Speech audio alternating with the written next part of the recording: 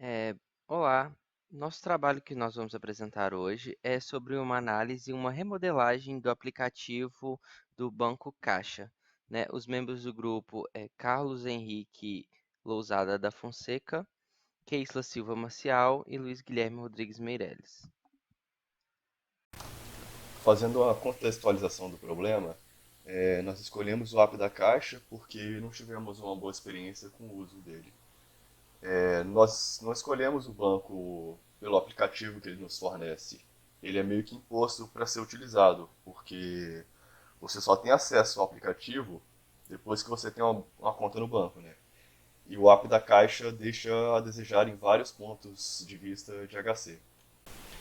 Aqui é uma tela inicial, é uma tela bem clean, tem ícones grandes e tal, e nos focamos no pagamento de boleto, até porque o app da Caixa tem muitas funcionalidades e reformular todas elas seria impraticável no trabalho, né?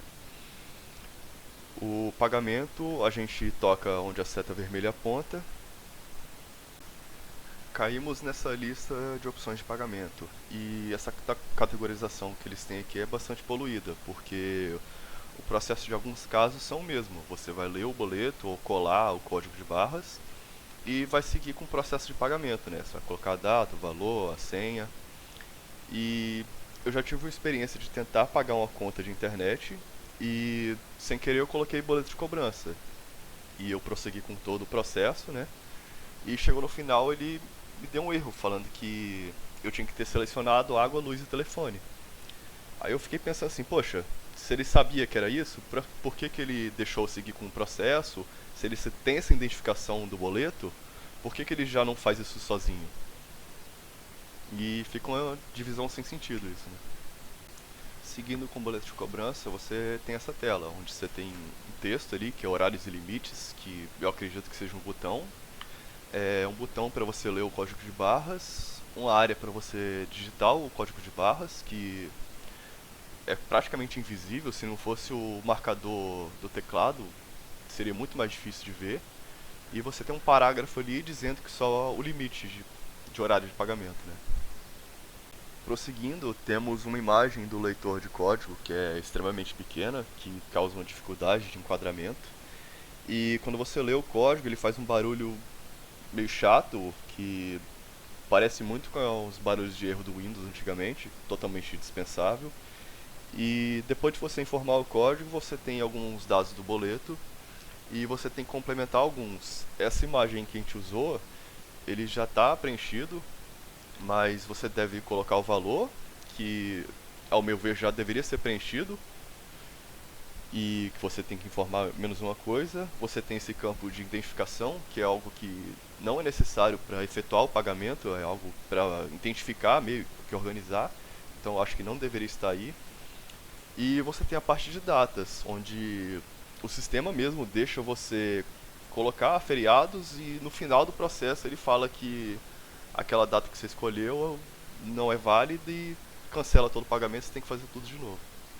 Bom, eu vou estar falando agora um pouco sobre as guidelines, que literalmente elas são as diretrizes, né? As linhas guias quando você vai criar suas interfaces do seu projeto. Eu vou estar falando um pouco agora do porquê utilizá-las, né? Elas ajudam a projetar uma interface padrão, consistente para o usuário que está usando a sua aplicação. E essas diretrizes, essas guidelines, elas são geralmente definidas no nível de organização, igualmente úteis para designers, desenvolvedores, testadores. Elas são muito úteis para definir uma boa base de UX, User Experience, tanto na interação, usabilidade, arquitetura de informação. Elas mantêm consistência, que ajuda no aprendizado. No que diz respeito ao manual, que oferece informação comum de referência, e não se precisar recriar tudo do zero, é no que diz respeito a você já ter uma diretriz, você já tem os padrões de como serão construídas as suas telas, e isso agiliza muito de você não precisar pensar do zero em como serão as diretrizes do seu projeto. Você já tem uma diretriz, só precisa segui-la na criação das suas interfaces. E aqui eu listo três diretrizes muito interessantes, que são a Metro UI da Microsoft, a Human Interface Guideline da Apple e a Material Design da Google. A que a gente utiliza no nosso projeto é a Human Interface Guidelines da Apple, e eu vou estar falando um pouquinho sobre ela. Bom, entre os designers de software, a Human Interface Guidelines da Apple é um documento muito popular. Esse documento foi lançado em 1978 pela primeira vez e foi ocasionalmente revisado junto com as atualizações do macOS até hoje. O Human Interface Guideline foi escrito para desenvolvedores de aplicativos Mac. Ele representa os componentes da interface do usuário criados no macOS e como usá-los para implementar a estrutura de aplicativo apropriada. Em 1987 foi o ano que o Macintosh 2 da Apple foi lançado. Ele foi o primeiro Macintosh a ser lançado com tela colorida. E esse também foi o ano que a Apple publicou suas diretrizes de interface humana, no caso, a Human Interface Guidelines. Bom, existem alguns principais diferenciais no que diz respeito ao iOS em relação a outras plataformas. O primeiro é a Clarity, que diz respeito à legibilidade de texto, ícones, composição. A gente também tem a Deference, que traz o conteúdo primeiro, ocupando toda a tela, por exemplo. A gente tem a Motion, que ajuda as pessoas a entenderem, interagirem com o conteúdo, tudo nos mínimos detalhes. A gente tem a Depth, que são as camadas visuais distintas que dão a sensação de hierarquia e compreensão.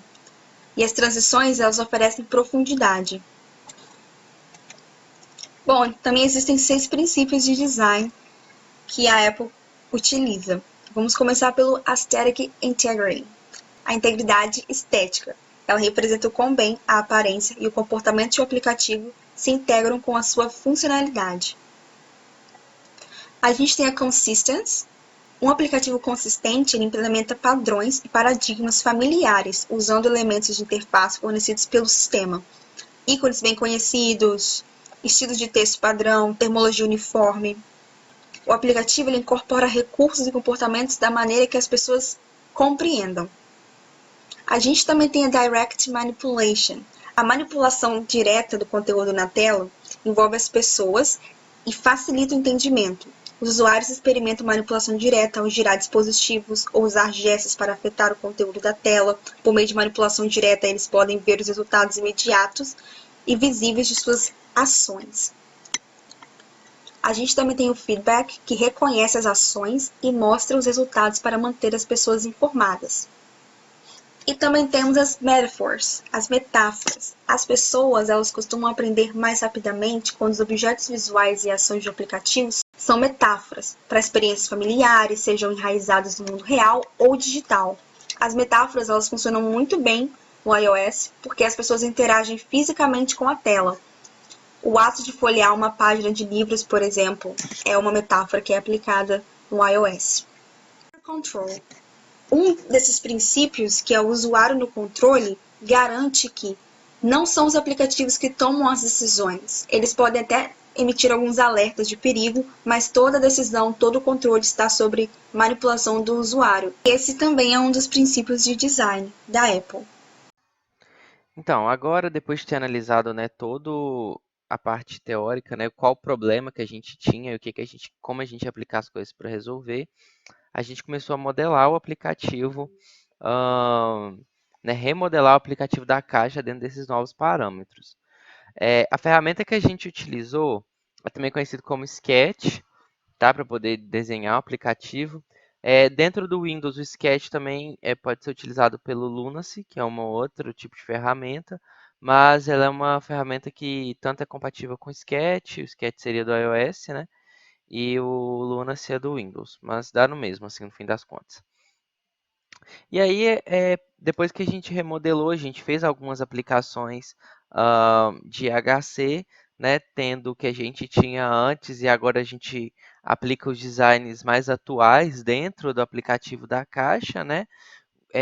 Os botões, por exemplo, de scrollar com as transferências, depósito, saque, eles foram remodelados, os ícones também foram remodelados para serem mais intuitivos. As transações foram colocadas agora, as transações recentes, né? Elas estão agora nessa primeira interface. O saldo ele é exibido de forma maior, né? Porque antes ele era muito pequeno no canto da conta. E você tem também a opção mais fácil de transferir, de mudar de conta corrente para conta poupança também, coisa que não tinha antes. Outra alteração que a gente fez foi o extrato, né? A tela de extrato era muito ruim. E agora a gente consegue até segmentar ela por exemplo, viagem, comida. A tela Home ela vai apresentar todos. Você tem o gráfico que consegue apresentar o fluxo de gasto, né, mensal e quanto que já foi gasto por mês no extrato.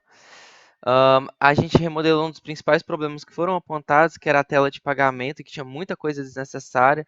O leitor de código de barras não era muito bom, ele era muito fino na tela, então para você centralizar era horrível, né? Você não tinha uma diretriz muito boa. Então a gente remodelou essa tela de pagamento de boleto, com a câmera mesmo.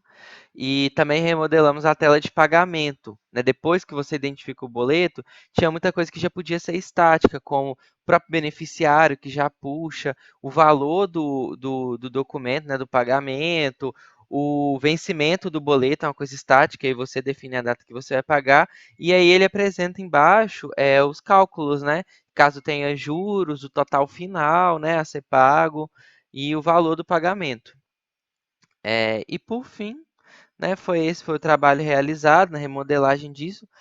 O grupo como um todo assim acredita que existem ainda muitas interfaces que elas não são amigáveis para para o público em geral, né? A gente não tem uma interface com uma boa IHC aplicada, mas a gente entende que, tipo assim, igual no caso, eu vejo mesmo, né? No caso da Caixa, é, é uma coisa que era ou não vai ser utilizada, porque é um banco popular. Independente se ela for amigável ou não, as pessoas vão acabar se adaptando a ela, não pelo fato dela ser agradável, mas pelo fato dela ser do banco ser popular. E tipo assim, se você for analisar, é, se você tem uma interface amigável em algo que já é popular, que já é disseminado, você acaba facilitando a migração, né? Igual agora a gente está tendo uma época de pandemia, aplicativos como, perdão, o Caixa Tem, ou essas outras ferramentas que a Caixa disponibilizou, elas seriam muito mais difundidas se os usuários desses aplicativos da Caixa, por exemplo, já tivessem uma familiaridade com uma interface mais amigável. E é isso. Obrigado e finalizamos a apresentação.